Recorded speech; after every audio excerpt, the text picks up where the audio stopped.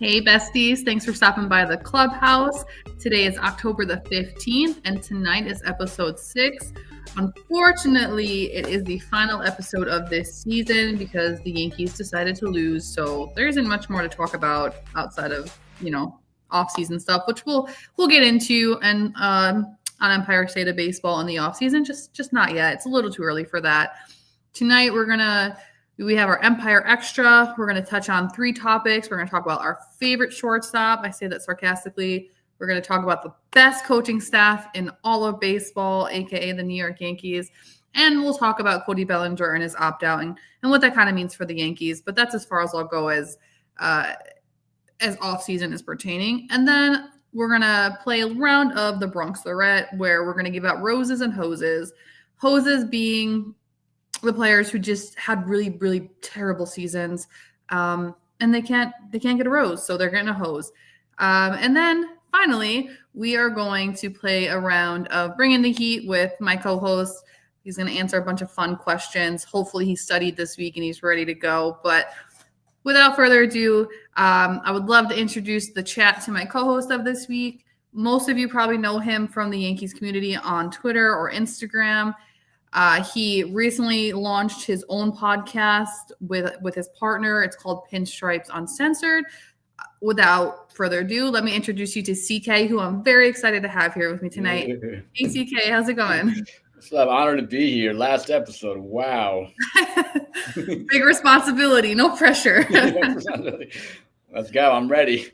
Awesome. All right. Well, before we jump into our itinerary for the night, why don't you tell me, tell the chat, how did you become a Yankee fan? Like, what started that fandom for you? And are you happy that you're a part of all the craziness that comes along with being a Yankee fan? Yeah, so I'm actually in the area. I live in New Jersey, grew up in the 90s. The Yankees were the hot team, winning World Series. Obviously, the star player was Derek Jeter. Every guy wanted to be him. They had the finest models. It was driving the finest cars and winning World Series. So who wouldn't want to be him? Yeah, I mean, every guy wanted to be him. Every girl wanted to be with him.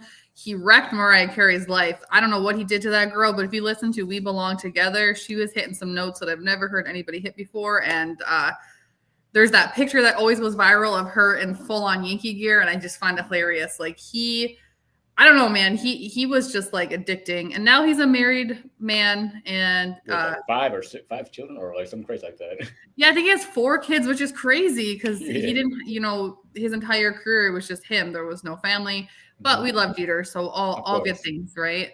Yeah. But yeah, thanks for. I love to hear that. I'm glad you didn't become a Mets fan because then you would be even more miserable than you are currently with this team. But let's jump into Empire Extra because the season just ended. There's not a ton of stuff going on, but there are a few topics we can definitely touch on. First of all, we all watched Anthony Volpe just really struggle this season. He, especially in the second half, right? Like we thought it was going to turn around because in the first half last year he was bad. Second half he had a little bit of a better. It was like a tale of 2 seasons, but this year it seemed like it just progressively got worse. He was headed towards a 2020 season, 20 home runs, 20 errors. He ended up being tied for second in all of baseball for most errors, most in the AL. But news broke today that he actually had surgery on his left shoulder. He had a labrum repair, and it's his non-throwing arm. But it does kind of shed some light on things because even though it's his non-throwing arm, it's going to be his glove arm. He's still going to be affected when he's batting. When you hear this news, CK, like, do you think that this played into how bad of a season Volpe had? And do you think that he can turn it around in 2026, or is he just cooked? Like, he's rotisserie chicken and done for? Yeah, it brings it back to how the Yankee staff handles injuries. I mean, you saw Anthony Rizzo. They rushed that concussion injury and, like, makes you wonder, was he playing injured this whole time? And it's bad enough they rushed his development because he went from Somerset just to the major leagues. So he didn't take his top at Scranton. And it's like year 3. We expected him to be his top flight shortstop, and we haven't seen it yet. As a Jersey guy myself, I'm rooting for Anthony Volpe, but I mean, it's not there. And I understand he's only 24 years old, and 24 was the year Judge came up. I'm not comparing Judge to Volpe by any means a stretch, but I'm glad you had to put the disclaimer there. Two totally different players. But no, you make a good point. Like, they rushed his development from the get-go. It was supposed to be Peraza, but Peraza just wasn't getting it done in spring training, so it ended up being Volpe. Volpe was given the keys to the kingdom in a 2023 season where the Yankees weren't playing for anything, so perfectly fine, right? Like, great way to develop. He ended up winning a Gold Glove. Now, some, myself included, will say it's not a legitimate Gold Glove, that he didn't truly earn that without Anthony Rizzo, it would have never happened. And then you get into the sophomore season. Now, sophomore slump has always been a thing, so we watched it happen. But then you get into this season. Volpe had a great Game 4 in the World Series last year. Now, the team lost, obviously, but he saved the World Series, if we want to go that far. He hit that grand slam. It was a really big moment. So I think the fans, myself included, expected a really big season from Volpe this year. Yes. The Yankees are saying that he will be ready come spring training 2026. Ooh. How much do you truly believe this Yankees medical staff that he's going to be ready in spring training? Oof. I mean, I hope they don't rush that injury like they did with Anthony Rizzo. Like, that's troublesome. You don't do that to a young player. And I'm going to throw into another point. I think it's MLB players like Dansby Swanson. And Dansby Swanson started out pretty slow and ended up having an okay season. Not great for number 1 overall pick, but listen, my 7-year-old loves Dansby Swanson, so I'm just not going to let her hear that part because she thinks he's pretty cool. It's probably the hair and the number 7 because whatever. But no, that's a good point. Like, he ended up turning it around, whereas Volpe, he didn't this year. So we're obviously all rooting for recovery for him next year, hoping he turns it around because I just throwing this out too. We have Caballero. I do think he could hold it down until we find a shortstop, or if Caballero's the guy.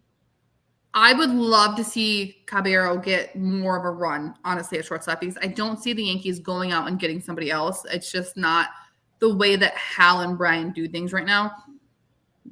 I also, as much as I love George Lombard, I just don't think 2026 is the year that we see him. Yes. Like, he has to make that stop at AAA, right? But, all right, so we're in agreement. Volpe, we don't know what 2026 holds for him. The organization loves him, so he said he's not going anywhere, so you can't get rid of him. I blame Derek Jeter. If there was never that picture of him with Volpe as a kid, we wouldn't be stuck with this guy. But, what can we do? Just a quick shout out to some of the people in the chat. So we have my favorite co-host, Chris. He always holds it down on a Bronx take. He does the best betting segments that I've ever come across. So shout out to the best co-host ever. Shout out to my bestie, Jacob Pertuzzi, and Hector, who just got back from vacation. I hope you enjoyed your cruise. And then, of course, we had Dennis, who stopped by early and gets the attendance award. And shout out to everybody else who's watching from Twitter, from Instagram, from all that good stuff. Make sure you give us a follow on all the channels: Instagram, YouTube, the artist formerly known as Twitter, aka X. You can find us on all 3 places. The Yankees are going into 2026 kind of shaking things up. Now, I believe you were on the most recent episode of A Bronx Take over on Twitter, where we talked about like how the organization as a whole needs to turn things around, that it's top to bottom. So I thought it was interesting that news broke yesterday from Andy Martino that there's kind of a coaching shakeup going on. So we saw that Mike Harkey was let go, and we saw that Travis Chapman was let go. Both about a decade in the organization. We know Harkey, he was Girardi's bullpen coach, came back in 2016. Travis Chapman, he's been in the organization for over 10 years, started in the minors, moved up with Aaron Boone. He's in charge of infield defense, base running. He's first base coach. So he has a pretty important job. And I truly don't know if like the average fan, when they're watching, realizes like how important the coaching staff really is on the field. What are your feelings about Harkey and Chapman being let go? Do you think that this is the right move for the organization overall? Well, Travis Chapman, there was issues with the infield with base running, stuff that he's in charge of. So, and he had that meltdown with Boone over the Jazz incident. I don't know. I'm probably sure. I think that led to his firing. So I'm not really too disappointed about that. That took me by surprise. I'm a big Mike Harkey guy. You see nothing but good things about him. Even like veteran players like Jabba Chamberlain, CC Sabathia rave about him, and you've seen what he done with like bargain bin bullpen and turn him into relievers like Ian Hamilton, my guy Luke Weaver, even yes, and a bunch of others. And sad to see him go. And he's the only one in that organization that knows winning. And like, I hope they replace someone good with him. And got other people that should have gone before him, and we'll see what's next. Yeah, I mean, Mike Harkey took me by surprise just because his tenure with the Yankees, like he's consistently has his bullpen in the top 5 to 10 for ERA, WHIP, saves, etc. But this was just a really, really bad season for the Yankees bullpen overall. Now you can look to many things and say, the starting rotation having issues definitely affected the bullpen because they were mismanaged, they were overused, they were burnt out. Brian Cashman went out and he brought in basically a whole new bullpen at the deadline. Didn't make much of a difference, if we're being completely honest. I remember that first game in Miami where every single person the Yankees traded for contributed to the loss. In their defense, Miami is a house of horrors for the Yankees, so I will blame that more on that than anything. But Travis Chapman, I think, I'm excited to see him go. Yes. I just wish that he would take his buddy Luis Rojas with him. Luis Rojas is my least favorite guy. Luis Rojas on a contract, I think so. He's gone. If they just don't bring him back. So don't quote me on that though. So here's the thing. So I was reading about this. So he's interviewing with the Orioles, right? Who are obviously they were terrible this season, so they have to shake some things up. But the Yankees have already said because he's so well respected within the organization, they would bring him back if the Orioles did not hire him. To me, that's concerning because if we are doing an organizational shakeup and we are trying to change things fundamentally within, bringing back the guy who sent Giancarlo Stanton from second to home in the World Series is not the right move, in my opinion. Bringing back the guy who mismanaged Gleyber Torres and is already bad base running is just it doesn't make sense. If you're trying to make a difference, just let them all go. That's kind of how I feel about it. But with that being said, there's also somebody getting promoted to a job that does not exist yet. So hitting coach or hitting coordinator, whatever he is, Jake Hurst in the minors, they are bringing him up to the MLB level, but he doesn't have a job yet. They're just bringing him up. So if you're Brian Cashman, you're Aaron Boone, God help you. What job are you giving Jake Hurst? Like what imaginary fake title are you slapping on his back to make him relevant? I'm being real. I never heard of Jake Hurst until right now.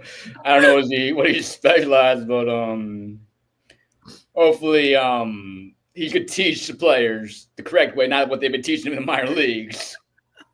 Yeah, so he's in the minor league system for us right now. He's been working with bigger name players since about 2019. But they don't have a job for him yet. They just want him up here. And I thought that was extremely interesting because you're letting go of a bunch of people. And then the hitting coach, James Rawson, is actually interviewing for the managerial job with the Twins. Now, he worked with the Twins previously for about 3 seasons. He had a good run with them. And obviously the Yankees just scored more runs than any other team in baseball this season, even though it doesn't feel like they did because, I mean, they got their asses kicked by Toronto. But would you be sad to see James Rawson go, or would you like him to come back? It's been a revolving door, a hitting coach. We started out Marcus Timms, then Dylan Lawson. That was a nightmare. And Sean Casey held it down for a half. And, I mean, James Rosen was a breath of fresh air from Dylan Lawson. He did, obviously, we had a great 2023 season. Judge still uses his hitting coach, but yeah.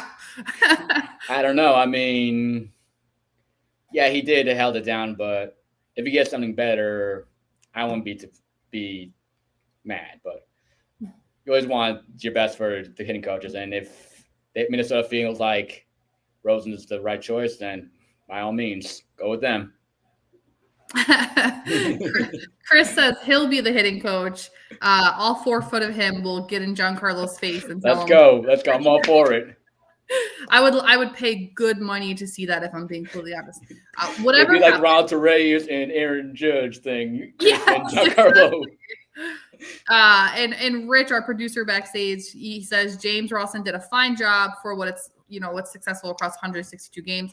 It's time for new voices, especially those who can help with an additional 11 to 13 games in October. I agree with you, Rich. I think everybody can go. If it was up to me, Aaron Boone would also go because you might as well just start fresh, right? Like, but unfortunately, the organization won't not going to do that.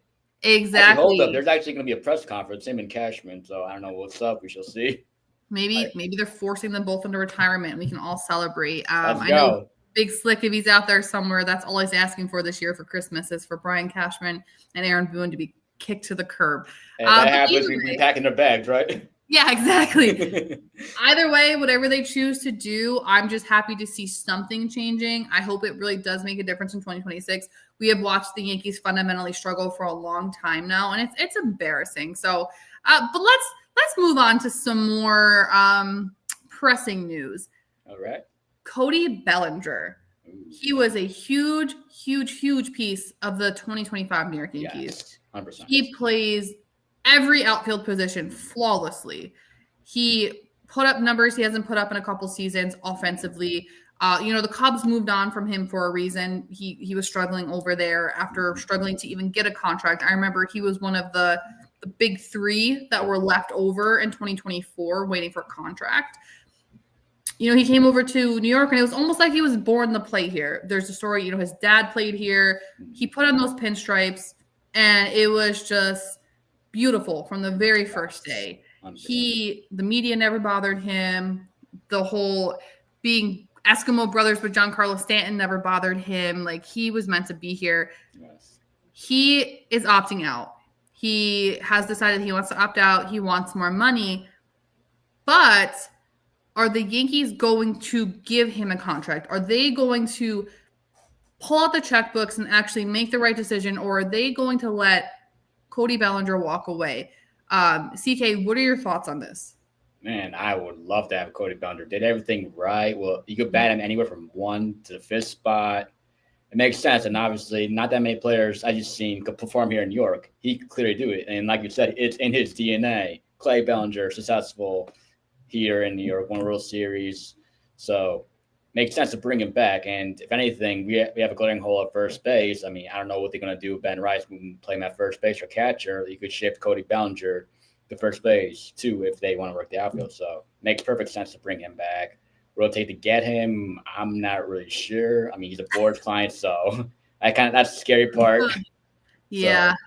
Yeah. Boris is like that weird uncle that you can't get rid of. And unfortunately, that's what he is for the New York Yankees. That he has so many clients who wear the pinstripes. I love Cody Bellinger. He was born to play in New York, in my opinion. He's already played in LA, which is the other biggest market in the country. So he handles that pressure. With that being said, I think he's meant best for the outfield for us, just the way he rotates through. You can kind of flip him around depending on what stadium you're at. But the big conversation right now is Cody Bellinger versus Kyle Tucker.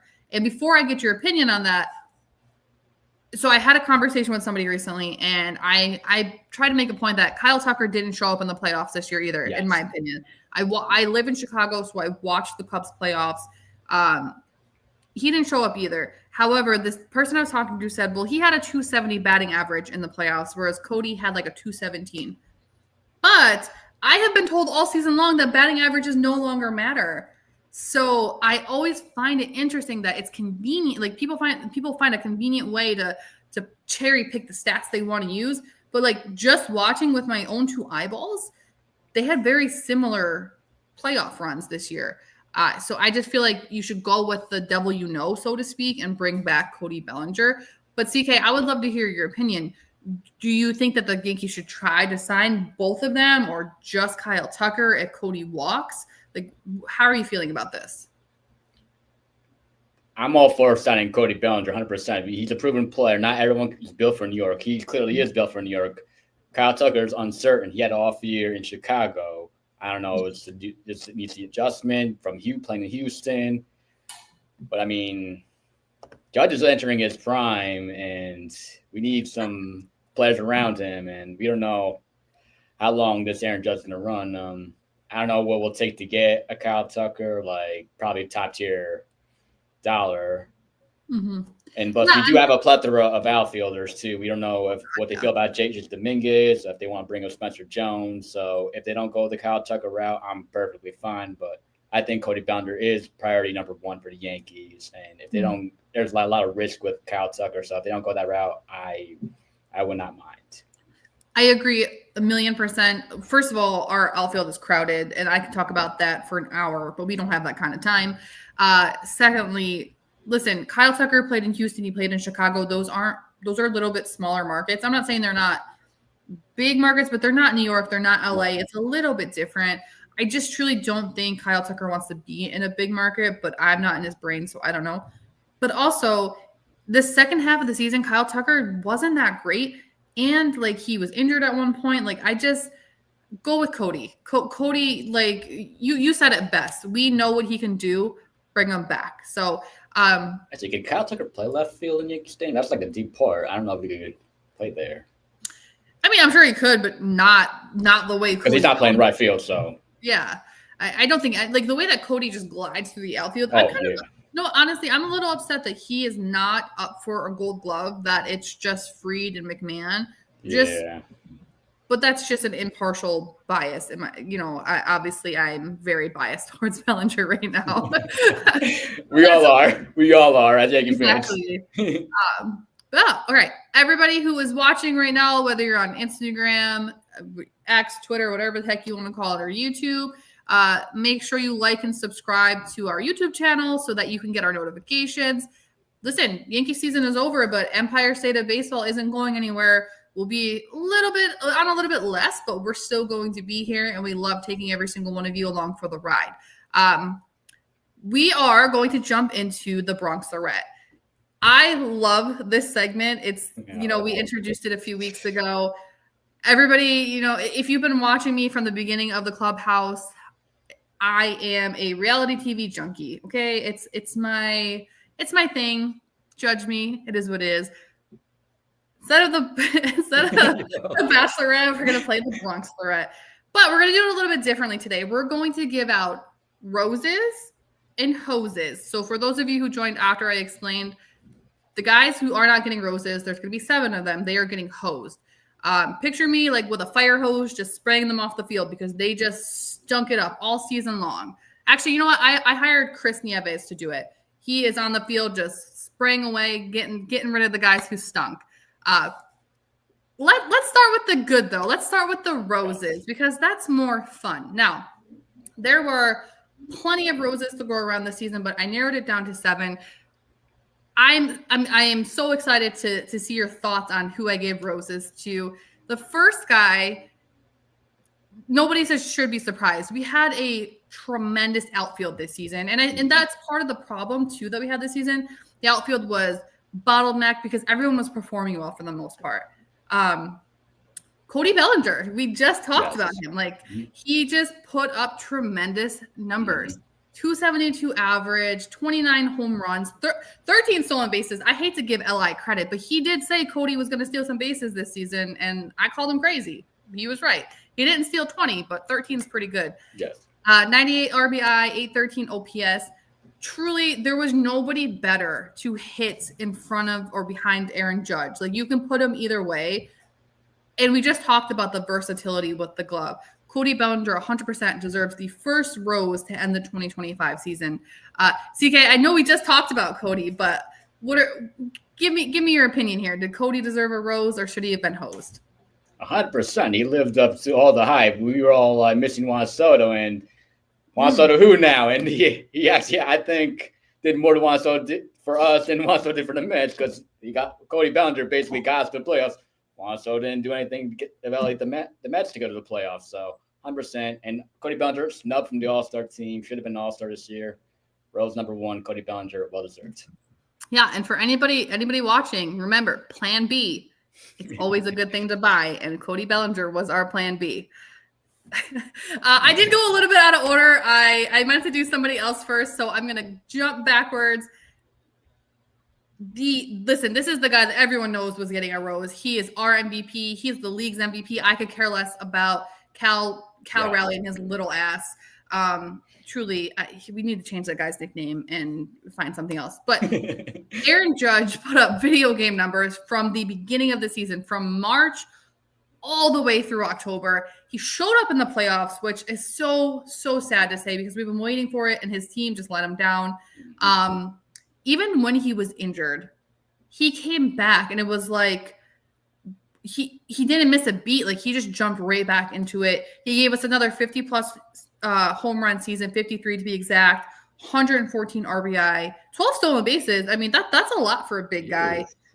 He 331 average. He was above 400 for a while, but Aaron Judge, he should have got the first rose. Sorry, Judgy, but he gets the second one. This 6'7" monster, we are so incredibly lucky to watch him play every single day. He is truly, like, this generation growing up watching, he is their Derek Jeter. Obviously a much bigger power hitter, but like that's what I think of. Like, you and I got to watch Jeter growing up. These kids get to watch Aaron Judge, and they're going to look back someday and just be like, wow, we watched history. Do you think, would you have given Judge the first rose, or would you have hosed him off the field? How you not give him a rose? I mean, not just from the get-go. Like, Judge has been a slow starter. All of a sudden, from opening day till the very end, like, consistent. Wow. And if he didn't have that, like, month stretch of injury, who knows where he'd be home run wise. And I'm gonna take a step further. I think he's at least top three best athlete in all professional sports, I think. Yeah, no, okay. So I want to agree with you, but this is not a basketball channel, so I won't get into it, but I just have so much respect for LeBron James and what he's done through his career that's true, but is LeBron the MVP, the NBA though? But Aaron Judge is the best player in MLB. Yes. He should be the MVP. I think if he doesn't win, it's just voter fatigue. It's highway robbery. Yeah. And I think it's just voter fatigue, like, because Judge just won and he won in 2022. Like, it's whatever. But if Ben Verlander or Jared Carrabis happen to listen to this, you're stupid if you think that Judge isn't the MVP. I'm sorry. You have to look at the overall numbers, because remember, was it last year or 2022? I can't remember, when they were like, oh, Judge shouldn't win just based off of home runs. And now they're trying to flip the script. So if we're going off of overall numbers and defense and all of that, I don't care that Cal's a catcher. Judge is the MVP. Yeah, so he's getting a rose. He's getting the MVP. And hopefully next year we can get him a damn ring. Okay? Because I'm sick of him not getting the ring. You know what? We're going to round out the outfield right now and give out our third rose to, and this might be controversial because some people loved him this season. Some people didn't think he was that good. There were some up and down moments, but overall, this guy had a very good season. He had the best season of his career until the playoffs. So this is based off of regular season numbers. Unfortunately, he turned into a pumpkin playoff time, but he put up 34 home runs, which he's never done in his career. Trent Grisham, he gets the third rose. Not only did he do good things offensively, but we're talking like Gold Glove caliber center field.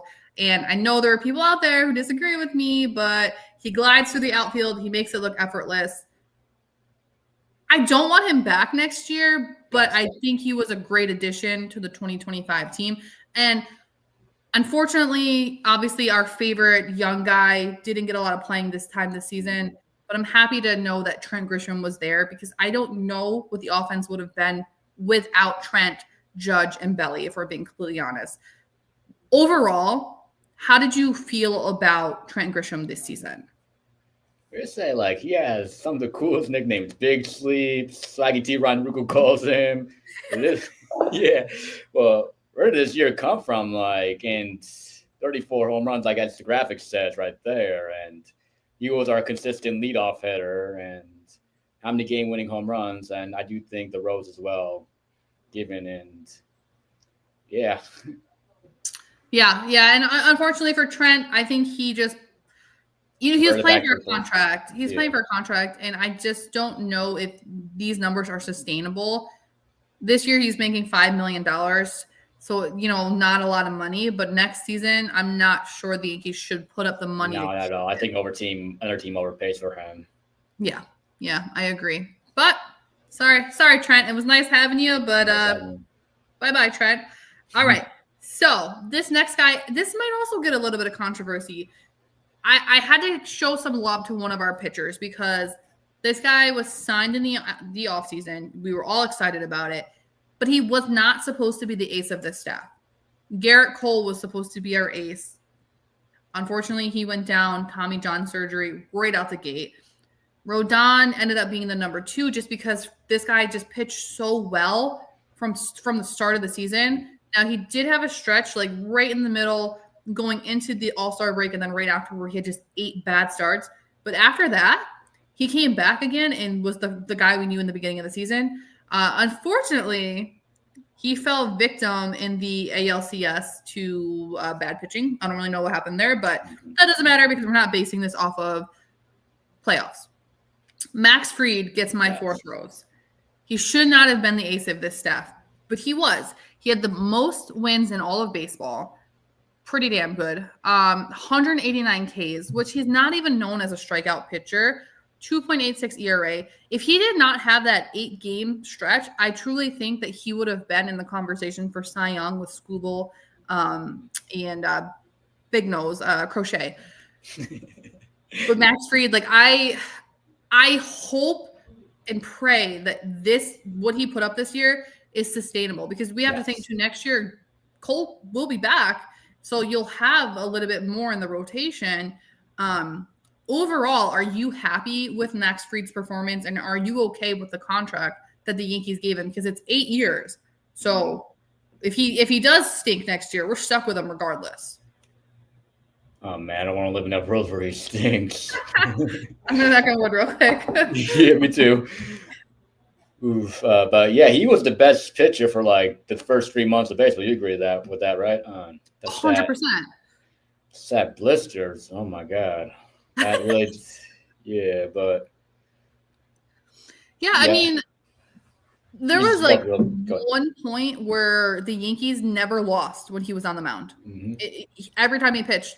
Obviously, that wasn't sustainable because it's not something he can control. But for that like first 3 months or so, it's like, wow, Max Fried's on the mound. We got this. We got nothing to worry about. Whereas with all the other pitchers, it was like, you don't know what's going to happen. So he's not much of a flamethrower too. He did it like with the off-speed pitches, ground balls too, like old school pitching. So we respect that. He did exactly. So he did what Marcus Stroman thought Stroman was doing, right? Mm-hmm. Like he got the ground balls. And you can't even like the defense wasn't great this year. We had Volpe out there making errors every other day. So and Jazz right behind him, unfortunately. But all the love in the world to Max Fried. Looking forward to 2026. But we're gonna move on. Before I give out this next rose, I do want to give a disclaimer. This person is only getting a rose for their offense because their defense was atrocious. I will give a little bit of credit and say, he tried to play third base to start the season when there was no third baseman because Cabrera was injured. The Yankees just kind of ignored the third base hole in the offseason. But even when he moved to his natural position of second base, he still was pretty bad defensively sometimes. I mean, but when you have a 30-30 season, you deserve a rose, in my opinion. While Jazz did frustrate me towards the end of the season and going into the playoffs and just like didn't have those clutch moments that I was looking for, he's a fun player to watch. Yeah, I love watching him run the bases, and I hope that he gets to do it more. And maybe Travis Chapman being gone will allow him to do this more next season. What are your expectations for Jazz next season? Do you think that we'll be able to give him a rose again in 2026? Man, I really hope so. I mean, he's a fun player to watch.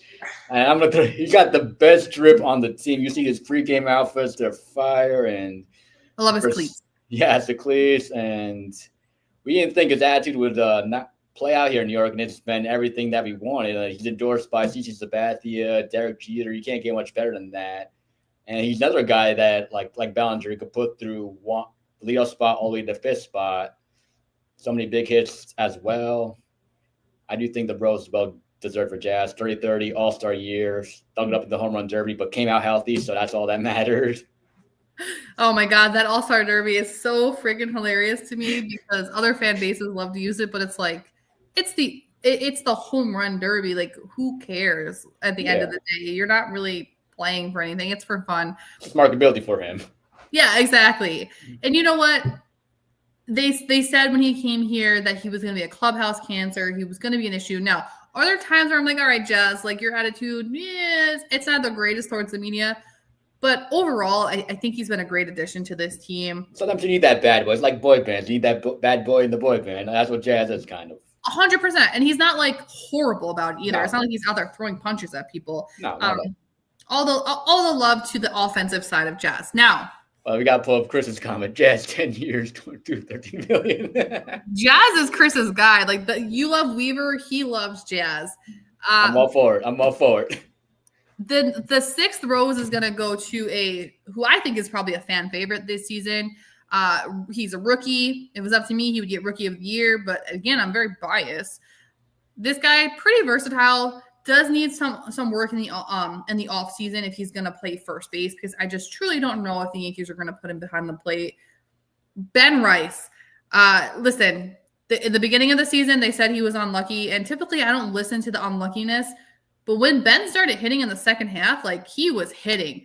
Especially like towards the end of the season, and he actually showed up in the playoffs too. Let me just throw that out there. I think that's important to remember.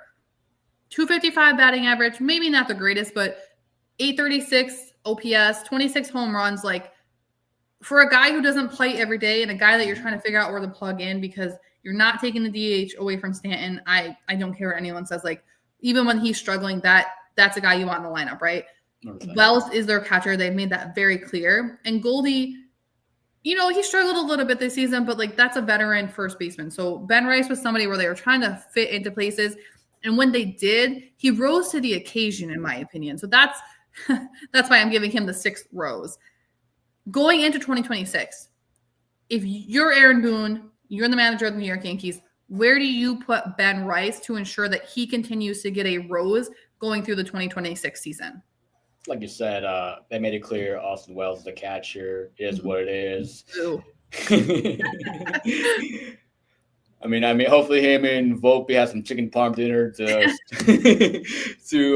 knock off the rust and have that magical moment like they did in 2023. But Ben Rice, wow, like he bulked up, and you see the hard hit line drives, and when he hits a home run, that smile is contagious, and that their home run rally, and you just love to see it. Yeah, but, the last time we saw a guy who could hit home runs, who had a goofy smile before he had veneers, and like bulked up, that guy turned into Aaron Judge. The last time we had a guy with a goofy smile like this, like I'm not saying Ben Rice will be Aaron Judge, but I do think that there's something there, that smile and that goofiness and just the power. It has to mean something. Like, and he has the best roll call. What do we call it? Intro eating the ball, right? Yeah, love it. Yes, we need more of that. I do love that, but I do think that Dominguez, his very first time out in the outfield last season when he did the phone home, that's my favorite one ever. But we're going to move on to the seventh and final rose, because we got to get through the hoses, and I don't want to take too much time on those losers. The seventh and final rose, I went back and forth on if I should give this guy a rose or not, because technically he didn't play a full season. He was called up, but if you look at the numbers, and even though I didn't go off of playoff stuff for everyone else, this kid went out there against our rivals, the Boston Red Sox, who talked trash about his mom, and just absolutely schlitted on them. Okay, Cam Schlittler, what a beautiful pitcher this man is. He can hit 100 miles per hour. The Yankees have always been looking for that flamethrower. Well, here he is. He gave you 73 innings, posted under a 3 ERA, 84 strikeouts. Like, I cannot wait to see this kid in the 2026 season. Like, Aaron Rodgers, I'm so sorry I have to do this, because I know I promised you I wouldn't talk about how good the rotation will be in 2026, so I'll knock on some wood after. We're talking Garrett Cole, Max Fried, Carlos Rodon, and then Garrett Cole Jr., a.k.a. Cam Schlittler. How can you not be excited about that? CK, when you watch Cam Schlittler pitch, what is going through your mind when this kid is just out there mowing down these batters? I'm in awe. Like, he's doing it for like 5+ innings, and it was from like the very first start he was doing it, like during the high 90s. Like, not even doing like curveball, like not just the heater, the curveball too. Like, he was the only pitcher to show up in the playoffs too, and we got a diamond in the rough in this kid, and I'm excited. Hopefully, we don't do a Mark Pryor on him and treat him the right way. Yeah, I mean that there's something to be said about the fact that in the playoffs, Schlittler was able to give you 6-7 innings, and Rodon and Fried and Warren and Heat, like, they weren't able to do that. Yankees, please take very good care of this kid and bring him into 2026 just very well taken care of, because we need him. We can't spell Schlittler without lit. Oh, I like that. Don't let John Boy hear that, because they're going to go throw it on a T-shirt real quick and, try to sell it for $5. Unfortunately, it is time to hose off some losers and get them off of our field. I really enjoyed giving out the roses because it's fun. It's exciting. We get to talk about all the good things, but the Yankees had some disappointments this season, starting with probably the biggest disappointment of all. We did talk about him at the beginning of the very top when we did Empire Extra. We now know that he really truly did have an injury in that shoulder, and it wasn't just some BS they came up with in the second half. Anthony Volpe, he struggled. 19 errors, 150 strikeouts. In the playoffs, I think he struck out like 12 times. I might be exaggerating. It might not be that much, but he definitely struck out a lot. This is his third season. So at this point, is this the player that we should expect? Or do we give this kid some grace because he did have a shoulder injury and just hope that 2026 he comes back healthy and with something to prove? What are your thoughts on this? Yeah, it makes you wonder, like, was he playing through his shoulder injury this whole time? That's why the bad play. Yeah. But like we're talking earlier, we're stuck with him. We have to give him time, and obviously the competition after him. Is it better? I don't know. I mean, yeah. I mean, we all know. Why is Rich saying goodbye? Goodbye, Rich. We all know that George Lombard is coming up eventually, but 2026 won't be that year. We did talk about that earlier. I would like to see Caballero kind of get more run at shortstop. We got him at the trade deadline. Let's see what he can do. He's a menace on the base path. Yeah, I said that right. He's a menace.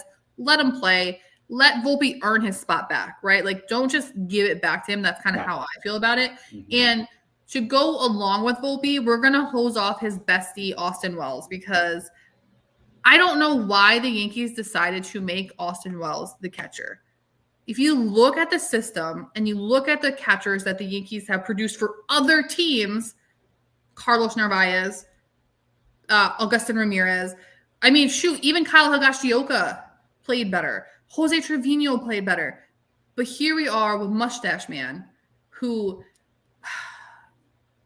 he's just hard to watch. For me, it's not even just the offense, because obviously that's inconsistent. The hardest thing for me about watching Austin Wells is when the pitchers are struggling, he doesn't go out and like talk to them. He doesn't have that good communication. And you can kind of see that there isn't that trust with Austin Wells and some of the pitchers. Carlos Rodon, we saw it with Garrett Cole. That's where the issue is for me. And I don't care that he's the best framer in baseball. I really don't. That does nothing for me, especially with the ABS going into play. Would you put Austin Wells back behind the plate? Or if you had your choice, would you bring in somebody else? Like me personally, I would sign Adley Rutschman. Ooh. Adley Rutschman's a free agent. I didn't know that. Yeah. But I had so much big expectation for Austin Wells. Like, we saw his rookie year. Like, his first hit was like a double in Minute Park.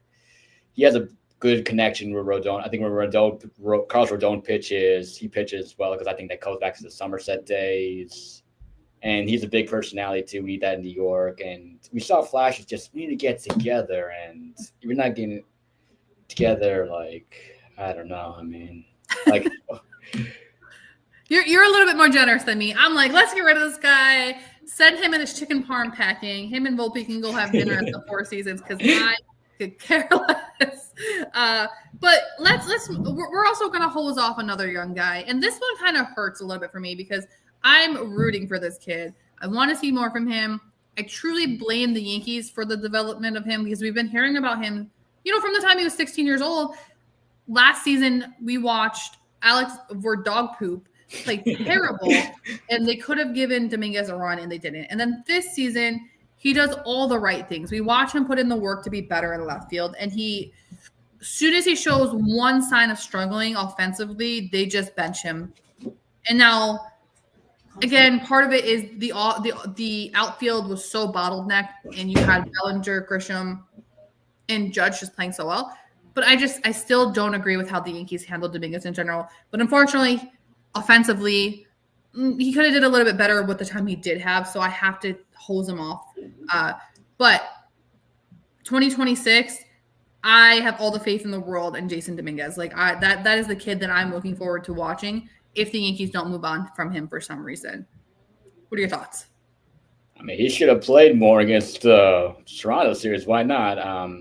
To hose him off for him not playing, I don't know. But he did not run away with the spot, so I do understand that reasoning. Yeah, 100%. All right, so we got 4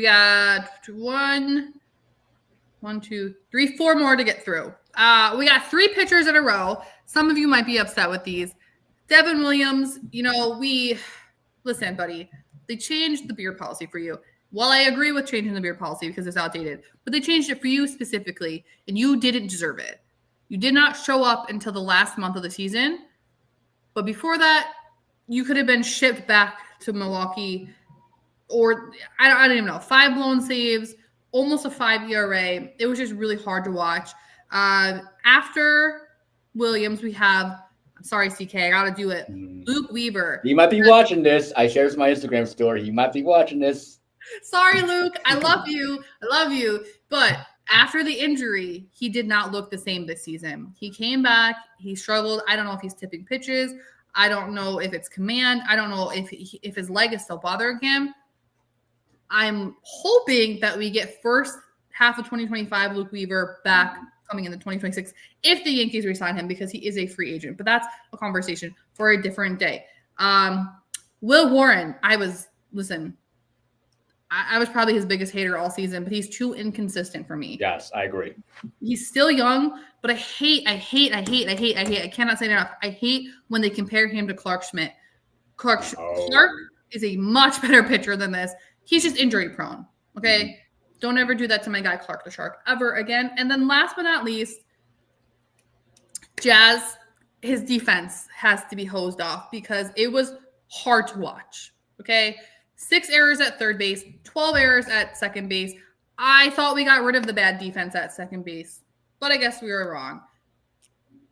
But there's our 7 getting hosed off. Hopefully 2026, we can just get everybody a rose and everything's perfect and we live in utopia and we can sing Kumbaya. Yes. Chat, everybody who's watching, feel free to drop in the comment section who you're hosing off, who you're giving a rose to. Yes, Li, he gets a hose because Will Warren was trash. Get over it.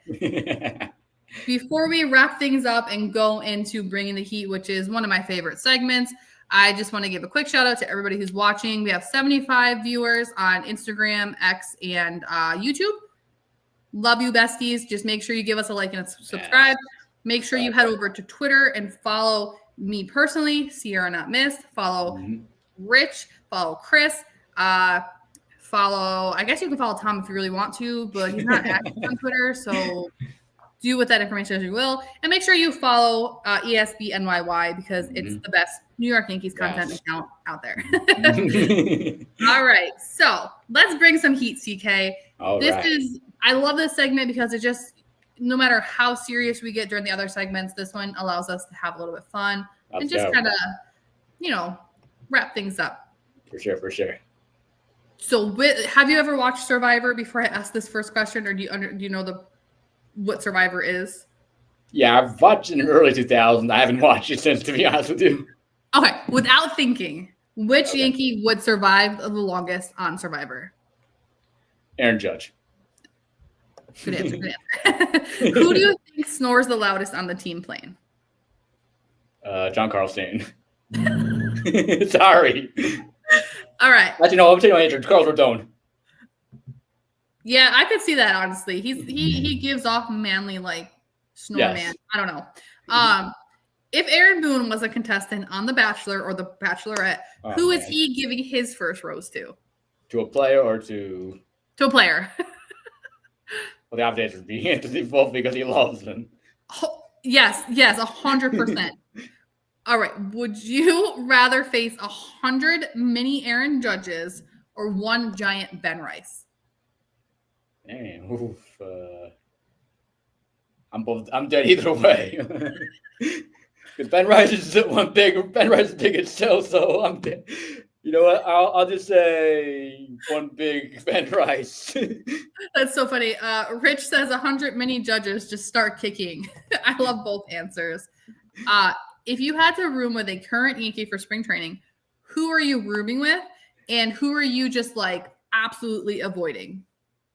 So I can't use Weaver because he's a free agent. Oh, damn. You know what? Jazz is a vibe. He got the tunes. He got the drip. I don't know if they let me borrow some. So Jazz. Okay. And who are you avoiding? I'm avoiding. That's a good question. Who do I want to avoid? I guess Cappy. Why not? He's the best. All right. We're going to go back in time a little bit, back to the days of AOL and AIM. Which New York Yankee player do you think currently still uses an AOL email? Tim Hill. He's a bit older. Sorry. Actually, Tim Hill's not. Is he a current player still? Do you count that? Yeah. Though I mean, I think he's younger than he looks. He's like 32, but I thought he was much older than that. But I agree. I think Tim is very boomer-like. Yeah. Who is most likely to post a thirst trap on Instagram after a win? Well, John Carlstein's done it before on ESB magazine, so there you go. Hey, he's just giving the girlies and the gays what we want, okay? Like, that's the thirst trap that we want to see. For sure. If Brian Cashman were an ice cream flavor, what flavor would he be? Oh, God. Whatever the worst one is what I'm thinking. Very bland vanilla.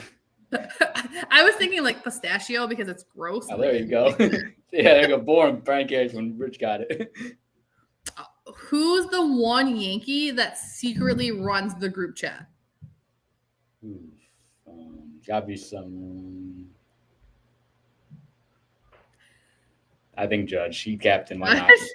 See, I think like, so I know Judge is like the captain or whatever, but so totally not judging your answer. But I actually wanted to answer this one because I thought, when I thought of it, I was like, oh, that's fine. Yeah, Cole is a good answer too. I'm thinking dad vibes, like the guy who was like the dad of the team. So Gary, like someone more social media as Judge is kind of that guy. So is Jazz. Yeah. That's true too.